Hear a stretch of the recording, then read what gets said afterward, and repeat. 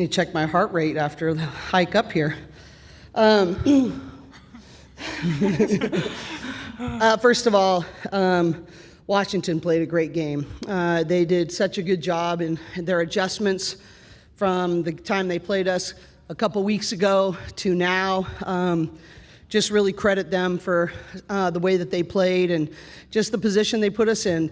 They were the more aggressive team. They played harder than us in the first quarter and put us on our heels. And, just want to give them credit for the game that they played. We wasn't our best. So we just have to take responsibility for what led to how we came out in that game and make sure it doesn't happen again.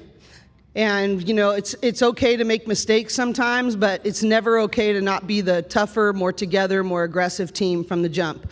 And we got to learn that lesson right away, but all of my focus now moving forward is how do we get us to be the tougher, more together, more aggressive team against either Minnesota or Ohio State.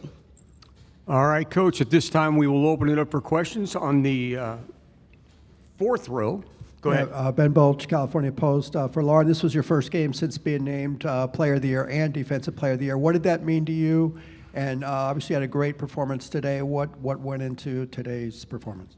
Yeah, first off, just super grateful. I always credit UCLA, my coaches and my teammates for, putting me in this position. I wouldn't be the player I am without them, and they've helped me so much with my confidence and growth in these past 3 years, so I'm just forever grateful for everybody here. And I don't know, today I think I went in with a certain confidence that I knew I wanted to win this game and I was going to do whatever the team needed, and today they were playing me a little bit with single coverage for most of the game, so that worked to my benefit, and I just took advantage of it and was aggressive for the entire game. Okay, second question. Thanks for the time. Thomas Costello with the 9 Sports.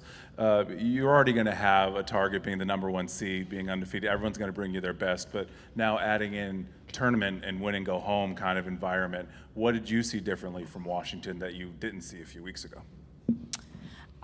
Washington is a great team, and I think the stakes get a little bit higher just because it is one and done. So we just have to make sure that every game, it doesn't matter that we are the 1 seed because everyone's record is 0-0. So just going in with that 1-0 mentality and making sure we're consistent and doing the things we know what to do. Next question, go ahead. Lauren, it looked like there was a moment, there was a questionable traveling call on Gianna. Coach was getting upset, and you looked like maybe you kept her from getting a technical foul there or saying something. Well, you're about to check back into the game. Do you remember that? Did you say something to Coach to keep her from getting a technical? Yeah, I did. Yeah, I completely forgot about that. Yeah. Yeah, just got to calm her down a little bit. She's okay. She usually doesn't get like that, but she has her little moments. Yeah, she's been having my back a lot recently, so I have to give her. Yeah, I have to give her credit for that. So I know Lauren's got me. Mr. Lopresti. Mike Lopresti, NCAA.com. It's for both players. You guys have taken this program to places it hasn't seen before. And I know you still have a lot of things you still want to do, but when you reflect on it, what's it mean to you to be part of something like that?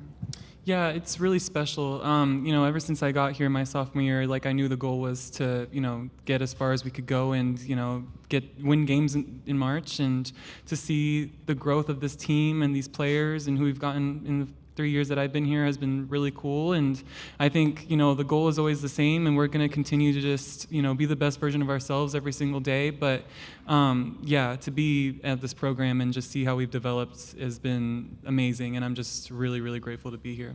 Okay, 2 more questions for the players, and if you'd like a third over there, you're more than welcome to have one. Go ahead. Hi, ladies. Brad from W Swish.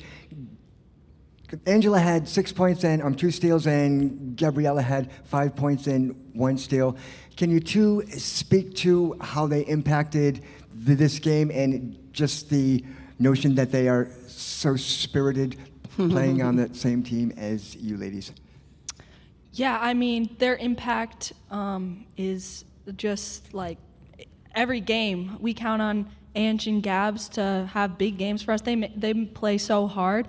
And the thing is, they can put the ball in the bucket too. Maybe not today as much as they usually do, but they can get buckets, they can pass the ball, they dive on the floor, they get rebounds. So they're instrumental to our team, and we all love playing with them. Sean Strohmeyer here, Sports Capital Journalism in Indianapolis. Lauren, for you, you're the Player of the Year, Defensive Player of the Year for the Big Ten. Can you describe your mentality to dominate on both sides of the court and how that helps you? Yeah, I'd like to hear that. I mean, I think, I kind of talked about it yesterday with Gabs. Like, my mentality going into every single game is like defensive. It's on the defensive end. Like, I prioritize that the most. How can I execute the scout? How can I take away the best players? How can I rebound? Like, that's what comes first to me, and then points will come. But yeah, I don't know. I just think I've always prided myself on defense, and I take it very seriously, and I know it's going to help our team win games at the end of the day. So yeah, I don't know. I just think it's having like that selfless attitude that, yes, I'm going to end up getting the ball at some point, but if I can help on the defensive end, that's how we're going to get further in March. So. Okay, last question for the players, and you will have the first for Coach. Go ahead. Ben Bolchik, California Post. For Gianna, what's been like playing? This is your first year playing with Lauren. What's it been? Is there anything that surprised you? I mean, you knew who she was pretty much as a player, but being her teammate, have you learned anything? Has there been anything that's kind of revealed itself to you? I mean, I came in here knowing she was one of the best players in the country, and that's a lot of the reason why I came, is playing with the best players in the country. So I think the coolest thing I've seen from Lauren is just the kind of teammate she is. She demands the best from everybody, and every team needs that. So she is an incredible basketball player, but just having her leadership has been huge for us. And so it's been a lot of fun playing with her, so I'm trying to enjoy every moment we have in March.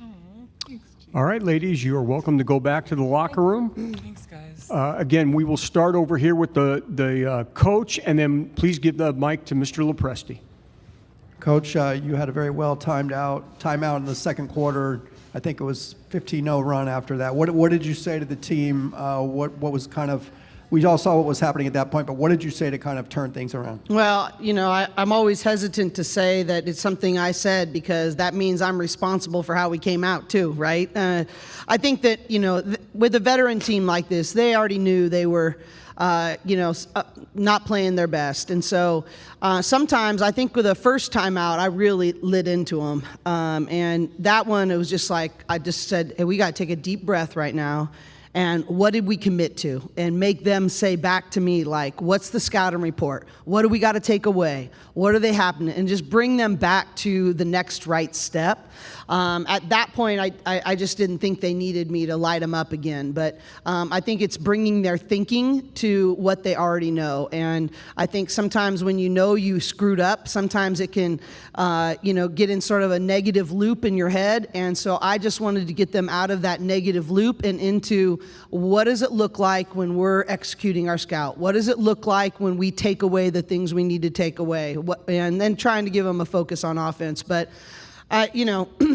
we all have to, coaches and players have to take responsibility that here we are in March and we came out, with less than our best focus and effort. And, that's something we got to take care of right away. As I said, I don't really believe in survive and advance if you're going to try to go win this thing.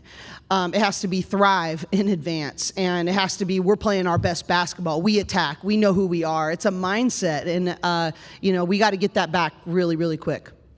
Mike? Michael Lopresti, NCAA.com. A little bit on that same line. You and a lot of your players understand what a long ride through March feels like.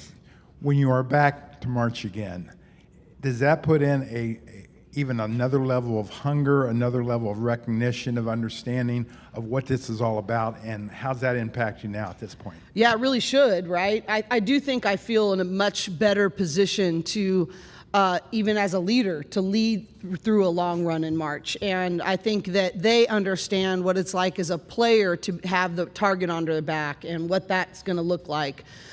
That being said, nothing is promised. The only way you get to have a long run in March is to stay very present focused and to have a 1-0 mentality. And I told him after the game, a 1-0 mentality means right now focusing on your recovery, being careful about what you let in your mindset and what kind of influence and attention you give away. I think it's very mental at this point, and you got to protect that. Coach Tasha does an amazing job with our Mind Gym and our mental conditioning program, and she talks about every day almost we draw one circle and then we draw another one on the outside, and we write on the outside the things that we're just not going to let in our attention or our circle. and they're things out of our control. And on the inside, it's the things that we're going to protect, that we're going to focus on. And that you better live that. That can't be just a little activity that we do. That's got to be real if you expect to earn another day, another game, another practice. And I think that's the 1-0 mentality is really, really important if you want to do, have a long run in March. And I do think we're more equipped, but you can't carry over anything. You got to do it one day at a time. Corey, Steve Streaming, XL Sports. I thought with your slow start, I thought Kiki Rice played above everybody else in the entire game. Talk a little bit about Kiki, and then there's a thing called depth, but then there's a thing called quality depth. Yeah. Talk about that. Well, I'll do it backwards. I mean, our quality depth has been really important for us all year long, and I think, the media timeouts are so long. If it wasn't 3 games in 3 days, I wouldn't be worried about any part of that. But I think that we really do have a lot of faith in our depth, and they've been tested. They've been in pressurized moments, and so we're able to use that, to our benefit. But when your guard play, so Kiki had 6 assists and 1 turnover, and Charlize Ledger-Walker had 5 assists and 1 turnover. Guard play in March is everything. And so to have 2 guards, not just one, that can run a team that way is really huge. And our late clock efficiency, because we have Kiki Rice on our team and we could really put her in the middle of the floor and get her downhill, I just think her efficiency puts so much pressure on the defense, especially with late clock.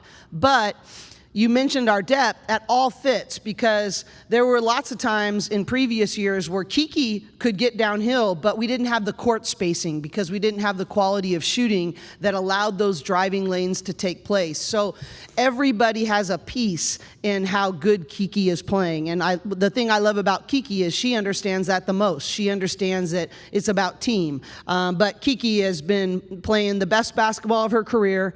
I think she has put in the work. She knows what she's earned, and she's sort of that girl for us. Final question. Ben Bolch again, California Post. Coach, it goes without saying, but how instrumental was Lauren again today and the post feeds and just the way she can dominate? Yeah, I think the second half was very different, though the first half really challenged her. Credit to Washington when they were getting around and we weren't getting contact on those post-ups and having those players get behind us. We were forced to throw lobs, and then they were running underneath it. And so just really challenged her. Actually, at halftime, I had Tamia Gardner come up, and I demonstrated, how she needed to seal. Go after people. Do not call for the ball until you have contact, till you have somebody behind you, because we're not giving it to you unless you do that.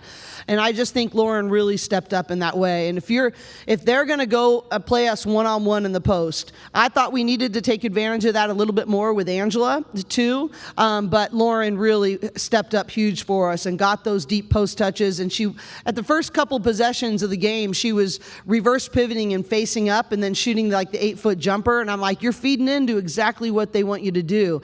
And I just thought every single touch she got in the second half was to the rim. And it was with aggression. And so, we're best when we can play through that, play through the paint. And Lauren was huge tonight on both sides of the ball. There's not another center in the country that we can switch and stay on those shooters the way that we did and way she does. And so I give her so much credit on how she stepped up to really make plays on both sides of the ball. All right, Coach, thank you very much. All right, and appreciate you guys. We will see you tomorrow. Thank you.